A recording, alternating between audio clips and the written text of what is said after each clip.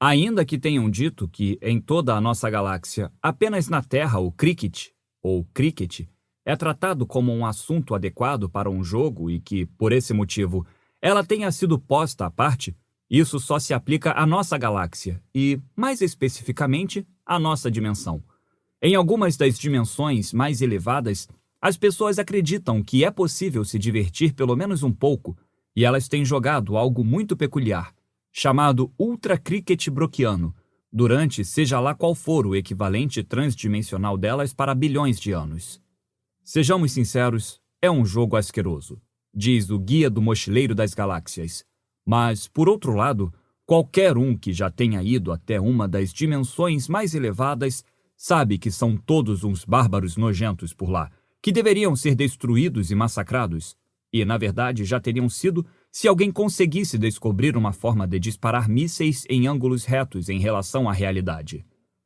Esse é mais um exemplo do fato de que o guia dará emprego a qualquer um que simplesmente esteja passando e decida entrar para ser explorado, especialmente se a pessoa em questão resolver entrar na parte da tarde, quando há pouca gente da equipe regular por lá. Há um ponto fundamental que deve ser compreendido aqui. A história do Guia do Mochileiro das Galáxias é feita de idealismo, lutas, desespero, paixão, sucesso, fracasso e pausas para almoço absurdamente longas. As origens mais antigas do guia estão agora, assim como a maioria de seus registros financeiros, perdidas na névoa do tempo. Para conhecer melhor outras teorias ainda mais estranhas sobre onde exatamente isso tudo está perdido, veja a seguir. Muitas das histórias que permaneceram, contudo, falam de um editor fundador chamado Hurling Fruitmig.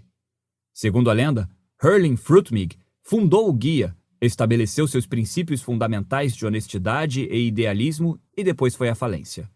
Seguiram-se muitos anos de penúria e de um profundo exame da alma durante os quais ele consultou amigos, sentou-se em salas escuras em estados ilegais da mente, pensou sobre uma coisa e outra, brincou com pesos e depois, pouco após um encontro casual com os sagrados frades almoçadores de Vuldon, cuja crença era de que, assim como o almoço fica no centro temporal do dia dos homens, e o centro temporal do dia dos homens pode ser visto como uma analogia para sua vida espiritual, então o almoço deveria ser a. Visto como o centro da vida espiritual dos homens e b. Feito em excelentes restaurantes. Ele recriou o guia, estabeleceu seus princípios fundamentais de honestidade, idealismo e de onde você pode enfiar os dois, fazendo com que o guia atingisse seu primeiro grande sucesso comercial. Ele também começou a desenvolver e explorar o papel editorial da pausa para almoço, que iria em seguida assumir um papel tão relevante na história do guia, já que isso significava que a maioria do trabalho real era feito por qualquer estranho que estivesse casualmente passando pelos escritórios vazios na parte da tarde e encontrasse algo interessante para fazer.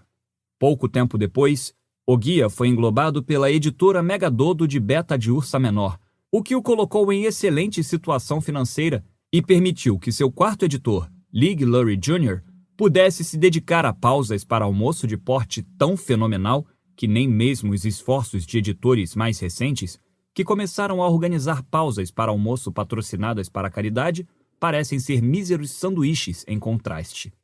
Na verdade, Lig nunca se desligou formalmente de seu cargo como editor. Apenas saiu de seu escritório tarde, numa manhã, e nunca mais voltou. Apesar de já ter se passado mais de um século, muitos membros da equipe do guia ainda mantêm a ideia romântica de que ele apenas saiu para comer um croissant e ainda voltará para trabalhar pesado na parte da tarde. Estritamente falando, todos os editores, desde Lig Lurie Jr., têm sido designados como editores interinos, e a mesa de Lig ainda é preservada exatamente como ele a deixou, com o acréscimo de uma pequena plaqueta onde está escrito Lig Lurie Jr., editor, desaparecido, presumivelmente alimentado. Algumas fontes muito mal intencionadas e subversivas persistem na ideia de que, na verdade, Lig morreu em uma das extraordinárias experiências iniciais do guia em contabilidade alternativa. Muito pouco se sabe a respeito disso e menos ainda é dito.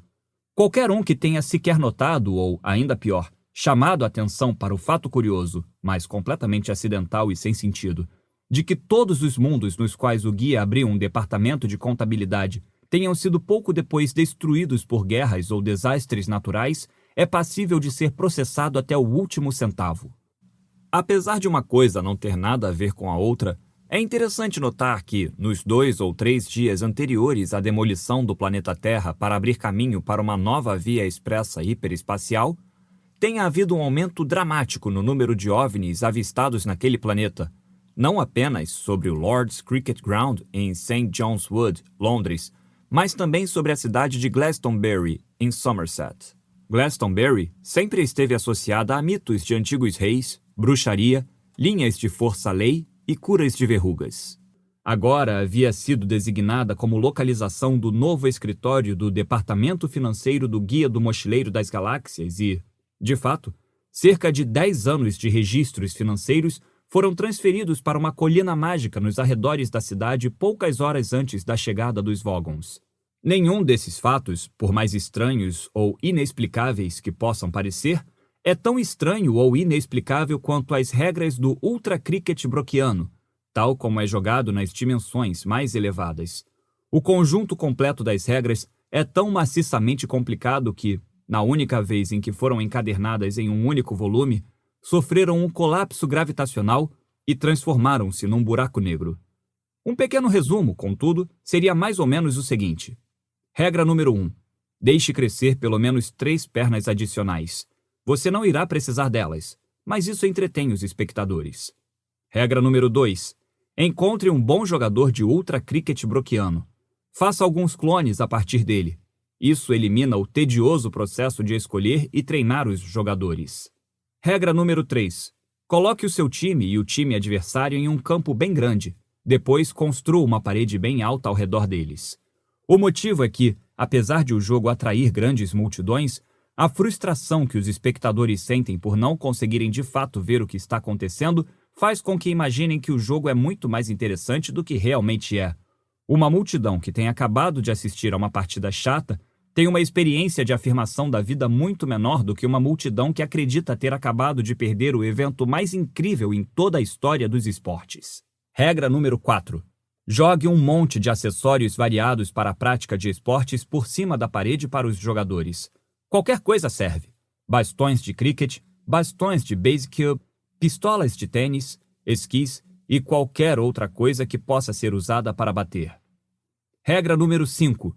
Os jogadores devem, então, procurar acertar uns aos outros com a maior força possível, usando aquilo que tiverem nas mãos. Sempre que um jogador acertar outro jogador, o primeiro deve imediatamente sair correndo e desculpar-se de uma distância segura. As desculpas devem ser concisas, sinceras e, para maior clareza e obtenção de mais pontos, precisam ser ditas usando um megafone. Regra número 6. O time vencedor será o primeiro time que vencer.